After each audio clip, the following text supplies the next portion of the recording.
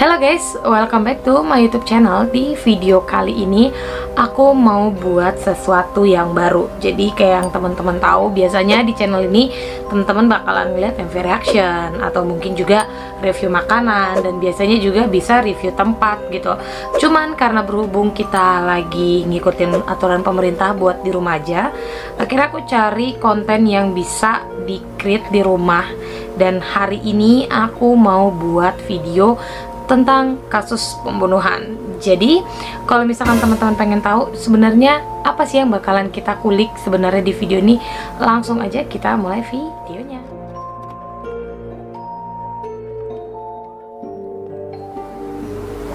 Oke, kasus yang bakalan kita bahas ini adalah tentang profesi dokter. Jadi seperti yang teman-teman tahu ya, kalau dokter itu kebanyakan yang menyelamatkan kita hampir sekitar 91% atau mungkin 89%, karena kebanyakan dokter itu yang tahu biasanya badan kita tuh lagi nggak bagus dan kita tuh butuh ini. Terus kalau misalkan badan kita lagi kurang fit, terus kita juga bakal dikasih ini biar badan kita kembali enak lagi.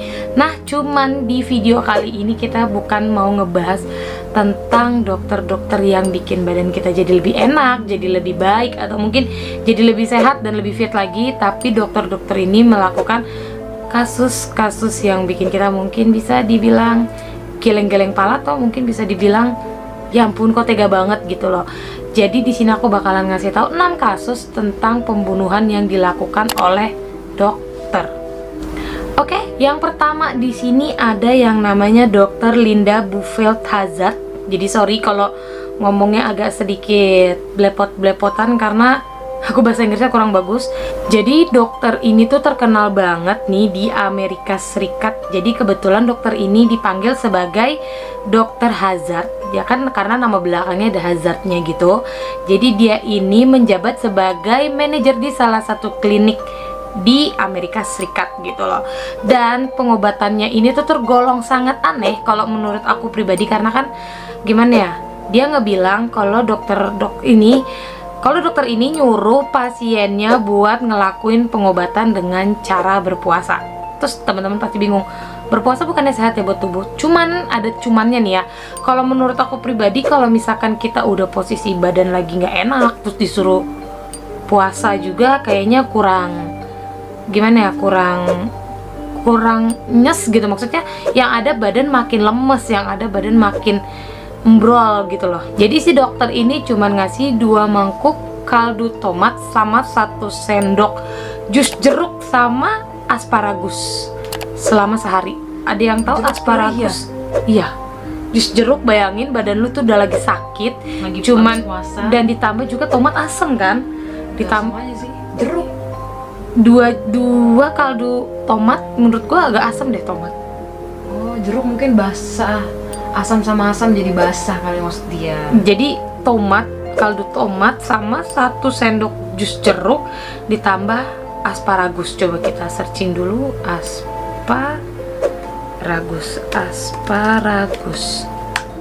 asparagus itu kayak sejenis sayuran tapi kayak kok kita kayak bambu loh nih. Asparagus, iya nggak sih, kayak bambu gitu kan? Mungkin makanan di sana kali diolah lagi. Iya, sup asparagus. Kelihatannya sih enak, cuman kalau cuman dikasih itu doang kayaknya nggak ada vitaminnya ya. Nggak tahu asparagus itu aja apa, nggak tahu. Pengobatan si dokter ini yang mempuasakan pasien-pasiennya, ada sekitar 40 pasien yang meninggal karena teknik pengobatan si dokter tersebut. Si 40 pasien yang tewas ini tuh dirawat sama si dokter Hazzard ini di Sanotarum. Tuh bener gak tuh gue ngomongnya? Jadi tadi gue ngecek di Google, Sanotarum tuh bentuknya kayak menara gitu. Jadi dia buat ngerawat pasien-pasien yang berjangka panjang, terutama tuberkulosis. Jadi kalau misalkan kenapa? Tuberkulosis. Ya, jadi kalau misalkan zaman dulu mungkin namanya tuh sanatorium. Bener, sanatorium. Sorry kalau salah sebut. Berarti kalau sekarang itu mungkin lebih cocok ke ruangan rawat inap kali ya, di rumah sakit ya, bisa juga dibilang isolasi mungkin.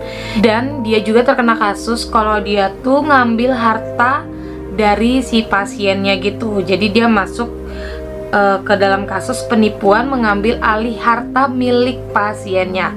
Itu untuk nomor urut yang pertama. Oke, di urutan kedua ini ada yang namanya Zayan Mukundrai Patel. Itu tahun 1950-an. Jadi dia tuh dipanggil sebagai Dokter Patel. Jadi dokter ini adalah dokter yang berketurunan India. Jadi dokter ini adalah khusus ahli bedah. Dari tahun 2003 sampai 2025 si Dokter Patel ini sudah membuat 87 kasus kematian. Cuman pada tahun 2010 si Patel ini baru ketahuan ada 3 kasus pembunuhan baru yang dia lakukan. Cuman dia tuh kayak nggak ngaku gitu loh. Kayak, enggak kok, aku tuh nggak ngebunuh mereka, aku tuh nggak ngelakuin kesalahan itu, padahal aslinya dia melakukan. Dan akhirnya pihak yang berwajib memutuskan dia untuk masuk ke dalam penjara selama 7 tahun penjara. Di urutan nomor ketiga ini ada Dr. Harold Shipman, bener gak tuh gue ngomongnya? Jadi ini kejadian dari tahun 1946 sampai tahun 2004. Jadi dokter ini tuh sempat dicap sebagai pembunuhan berantai paling aktif di Inggris. Bayangin aja, dia tuh bisa ngehilangin nyawa korbannya sampai 250 nyawa. Gila. Dan dia tuh bikin kasus ini selama 23 tahun. Gue gak kebayang sih ya sama dia yang kayak gitu. Emang gak kepikiran sama sekali atau gak kebayang tangisan orang yang dia denger selama dia bunuh, atau ada jeritan atau segala macem. Aku juga gak ngerti. Jadi polisi ini ngelakuin kayak identifikasi gitu buat kasus ini, dan dia menemukan caranya si dokter ini buat membunuh para pasiennya itu dengan cara menggunakan diaformin. Jadi aku tadi sempat ngecek gitu ya di googling, diaformin itu kalau aku nggak salah baca itu jadi kayak sejenis obat yang ada bikin mualnya. Terus tapi juga di sini ada yang bilang obat kayak sejenis obat-obatan terlarang gitu. Jadi kalau aku salah, teman-teman bisa langsung bantu aku komen di bawah diaformin itu sebenarnya apa sih gitu loh. Dan setelah penyelidikan kasus ini, polisi menetapkan dia itu hukuman seumur hidup. Tapi pada tahun 2004 silam dia akhirnya memilih untuk mengakhiri hidupnya. Jadi dengan cara dia tuh gantung diri gitu. Cuman pada tahun 2000 ini dia tuh cuman didakwa untuk 15 kasus pembunuhan aja, gengs. Dari sebanyak 250 pasien. Gila, sisanya kemana tuh? 200 sekian tuh nggak diperkarakan. Di urutan nomor keempat ada Marcel Petiot. Bener nggak tuh aku ngomongnya? Marcel Petiot ini dari tahun 1897 sampai 1946. Jadi dokter ini sama dokter yang tadi nomor 3 si Shipman itu, dengan cara mereka tuh menghabisi nyawa para pasiennya dengan cara suntik mati. Jadi gua nggak kebayang kalau lu sakit dikasih obat biar lu tenang, ternyata bukan tenang di dunia ini, kayaknya psikopat deh dia, melainkan tenang di alam sana dengan cara lu suntik mati. Setelah dokter ini melakukan suntik mati kepada pasiennya, dia tuh juga ngambil beberapa harta yang ada dari si pasiennya. Jadi dia kayak ngejarah gitu loh. Jadi dokter si Petiot ini dia udah menghabisi nyawa sebanyak 63 nyawa pasiennya.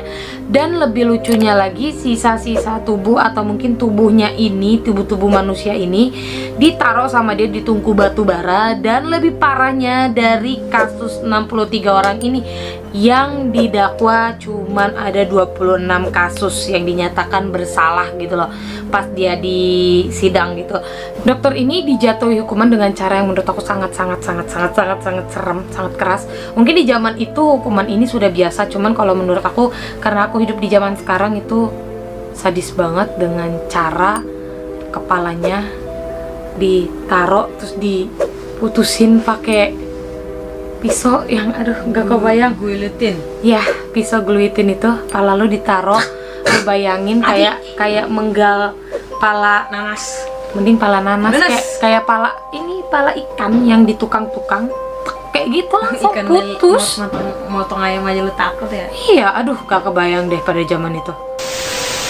Oke, di kasus kelima ini ada namanya Joseph Rudolph. Jadi ini kejadian pada tahun 1911 sampai tahun 1979. Jadi Dr. Joseph ini adalah sebagai perwira dan dokter elitnya Nazi. Mengele pun membawahi sebagai eksperimen mematikan di zaman Perang Dunia Kedua. Cuman gak ada yang bisa mastiin berapa jumlah korban si dokter Mengele ini atau dokter Joseph ini. Ada sih yang ngeklaim kalau si dokter ini udah membunuh 600 orang Yahudi dengan cara 600 orang itu dimasukkan ke dalam ruangan gas beracun. Dan ada aksi yang lebih parah lagi dari si dokter Joseph ini, yaitu dengan cara dia menghabisi anak-anak, terus dia mengkebiri para ratusan tahanan, mengamputasi tubuh organ anak kembar. Ih, gila sumpah. Hingga menyuntikkan bahan kimia berbahaya ke mata. Lu bayangin mata lu disuntik. Apalagi zaman dulu yang setahu gue ya, dia nggak ada namanya anestesi deh, bener gak sih?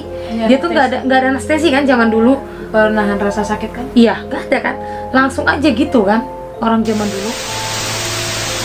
Di kasus yang terakhir ini ada si Iro Ishii. Jadi kejadian ini pada tahun 1892 sampai tahun 1959. Jadi si dokter Ishii ini adalah dokter militer yang gemar menjalankan eksperimen berbahaya kepada manusia. Wow, gila loh, manusia dibikin sebagai eksperimen. Lo bisa bayangin deh gimana ngerinya dokter bisa bikin manusia sebagai eksperimen. Jadi dia tuh berperan sebagai ahli mikrobiologi sekaligus direktur unit 731. Yes, unit perang biologis Kekaisaran Tentara Jepang.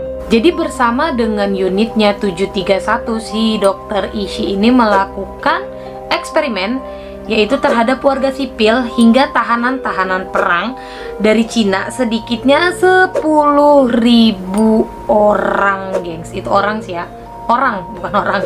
Itu orang ya, bukan anak kucing loh. Kok bisa-bisanya mereka tuh ngilangin nyawa manusia cuma pakai tangan doang, dan gak kebayang jeritannya, gak kebayang keluarganya yang nangis, gak kebayang kayak sanak saudaranya dia kayak, ya ampun, kamu tuh baru kemarin aku lihat masih jalan, sekarang udah kayak gini gitu.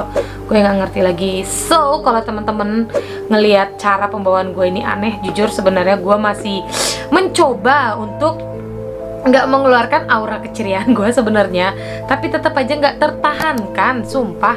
Jadi gimana ya, kalau misalkan kalian nggak terhibur ya udahlah, coba dihibur-hiburkan aja ya. Jadi ngerasa kayak, oh ternyata terhibur juga gitu. Biar guanya nggak malu-malu banget. Oke, mungkin kalau misalkan teman-teman punya ide-ide untuk video kita, kalian bisa komen di bawah. Dan aku rencananya mau konsisten ngupload. Jadi di setiap hari Kamis aku pengen ngupload tentang yang berbau sedikit misteri, atau ya misalkan ada tentang syaitan-syaitan, bisa aku upload di hari Kamis atau di malam Jumat jam 7. Terus untuk Sabtu sama Minggunya aku update jam 10 pagi. Jadi kalau Sabtu sama Minggu, kalau teman-teman punya requestan MV reaction, bisa langsung dibilang aja di komentar, aku bakalan buat MV reaction apa. Kalau misalkan MV reactionnya sudah tidak ada lagi yang komen, aku bakalan beralih ke topik lain, yaitu misalkan ke kulineran, atau mungkin nge-review barang-barang, atau nge-review kecantikan, atau cara-caranya bikin benda A, atau mungkin cara ngebagiin tips and triknya tentang kecantikan. Pokoknya gitu-gitu deh. Oke, sekian video dari aku. Jangan lupa untuk like, comment, and subscribe video ini. Dan jangan lupa untuk follow Instagram aku tentunya. Oke, see you and bye-bye.